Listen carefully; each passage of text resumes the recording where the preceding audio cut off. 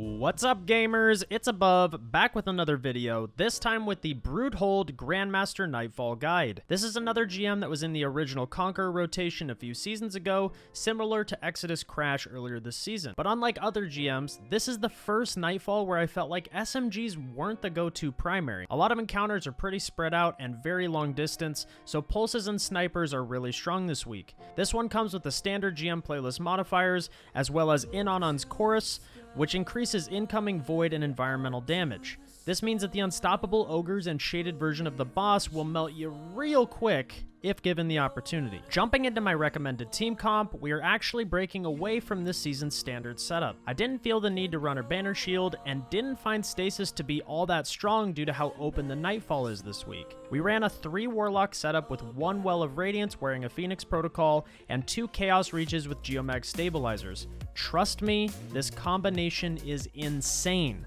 Of course, feel free to run whatever you're comfortable with, but we found this combination of subclasses to be incredibly strong in the boss room, and this setup also synergized perfectly with my recommended weapon loadout this week. Though Anarchy can certainly get the job done, it is simply outclassed by 2 Izanagis and a Div. This combo nukes champions, and with how we set up mods across our fire team, we almost never had to use our primary weapons. We paired this with 3 machine guns for ad clear and Warmind cell generation, as well as anti-barrier pulse rifles for the long-range engagements. Make sure you have Solar and Arc to cover all shields this week. Our Well of Radiance Warlock ran an unstoppable hand cannon and Divinity along with an empowering rift. The combination of Div and the Rift allows you to kill every champion in this Grandmaster with just 1 Nagi shot from each of your teammates as long as they're in range.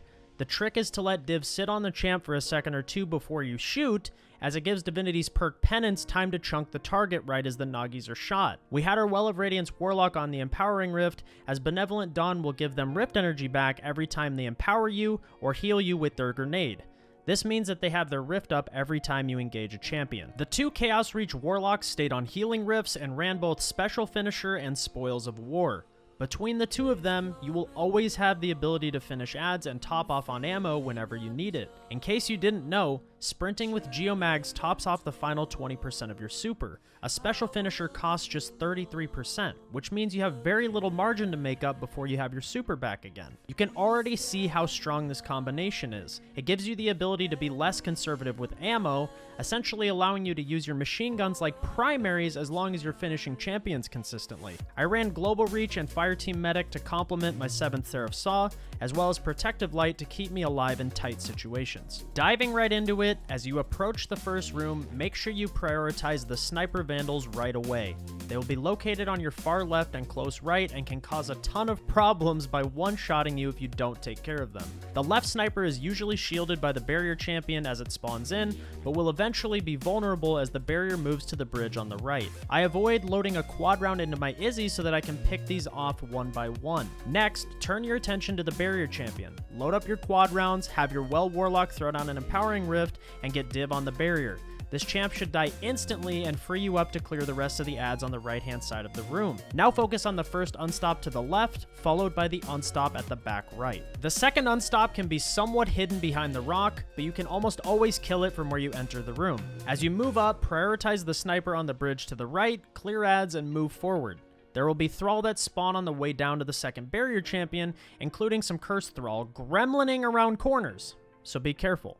Once you reach the champ, I recommend getting a finisher as it's completely alone, which makes this a safe source of ammo. Take note, the worms explode when you put them into the wall and do a surprising amount of damage, so make sure you run away after planting them. The next room is pretty straightforward. There will be ads spawning in front of you as you come through the wall, so clear with your machine guns and then focus on the 2 Vandals that spawn on the far right. I'm usually able to kill these with a Warmind cell, but if not, make sure you take them down quickly. Then shift your focus to the barrier on your close left. Once dead, clear the rest of the room and play the left side as it has a nice amount of cover. I recommend finishing the second barrier as you don't need to be conservative with your super energy in this GM, so it never hurts to top off on ammo. Next is the worm encounter. Stay up on the ledge and focus on the first 2 barrier champions. I usually take out the one on the right first as he can randomly dip into cover, followed by the one on the top left.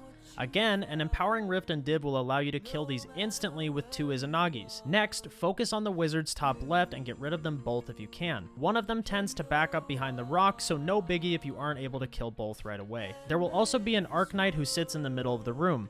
Make sure you take him out as well, as he can aggro from a decent range and kill you when you're least expecting it. Once the priority targets are dead, move left and plant a well at the bottom of the hill. Clear adds chasing you, then focus on the unstoppable champion who will be making his way down the hillside. Once dead, take the high ground and clear as you go.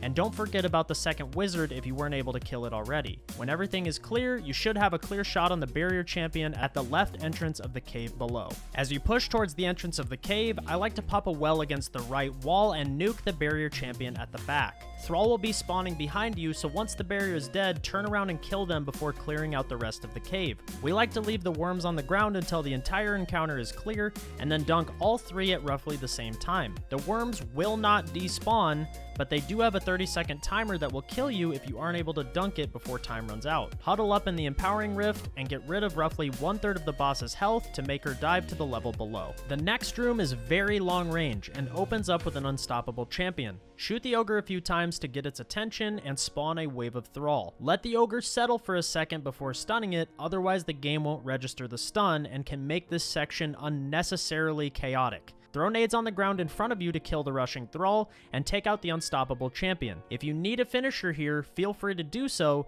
just make sure that you're re-stunning the champ for your teammate while the other kills the Shrieker when it opens up. With the increased Void Burn, this will melt you almost instantly. Push up to the high ground on the right, where the barrier, Shrieker, and 3 Vandals are visible directly across from you. Feel free to pop a Chaos Reach to clear the snipers. Then have one person push up slightly to open up the Shrieker. Once dead, group up in the Empowering Rift and take out the top barrier champion. Then move to the left side of the room and split aggro to get a finisher on the second barrier. Now make your way to the right cliff side and place the Empowering Rift on the edge of the cliff. You're able to apply Divinity as soon as the boss comes out of the ground. 1 Nagi and a bit of machine gun from each person will send her away immediately. Jump down and place a well on the left side of the bridge behind cover, and have the unstoppable gamer stun champions repeatedly until the waves of thrall are dead. This is one of the reasons why I love machine guns in this GM. They absolutely tear through ads. When you're ready, re-stun both champs and kill one of them. It will instantly die because of the well buff.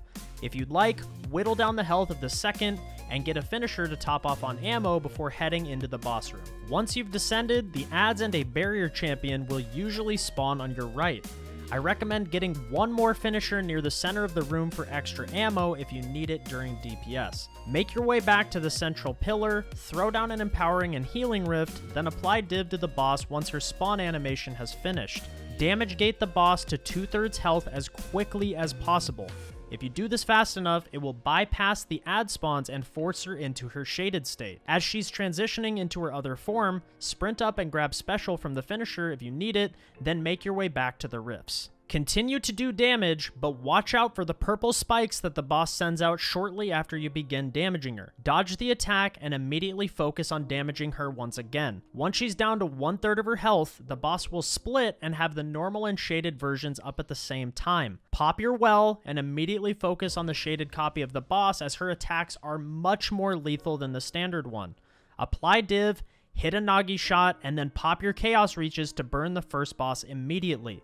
A solar attack will happen shortly after, so dive into cover and then refocus on the last boss. You should be able to burn her before any ads spawn up. The boss room is easily the hardest part of this GM, but you can make it much simpler if you damage gate the boss at each phase as quickly as possible.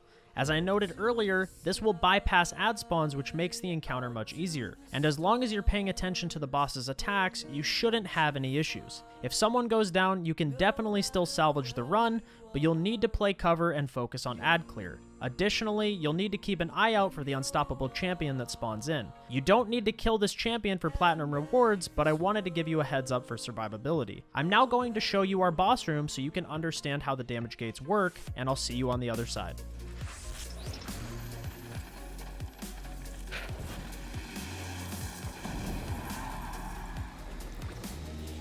No.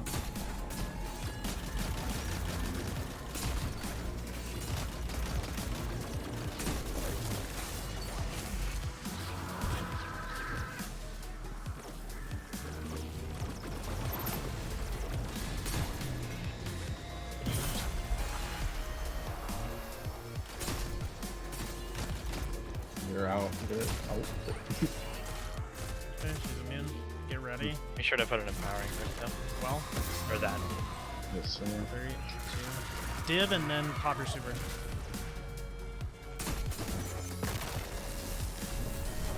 Okay, hide. You should live through super. Yes.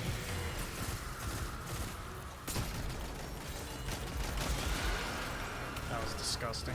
And there you have it. The Broodhold Grandmaster Nightfall is a GG. If you found this guide useful, a like and subscription would be greatly appreciated. We also do GM help several days a week over on my Twitch channel at twitch.tv/above. We have an amazing community over there, and we're aiming to get over 100 people their Conqueror titles this season. Anyways, that's it for the video. Thank you for watching, and I'll see you next time. Peace!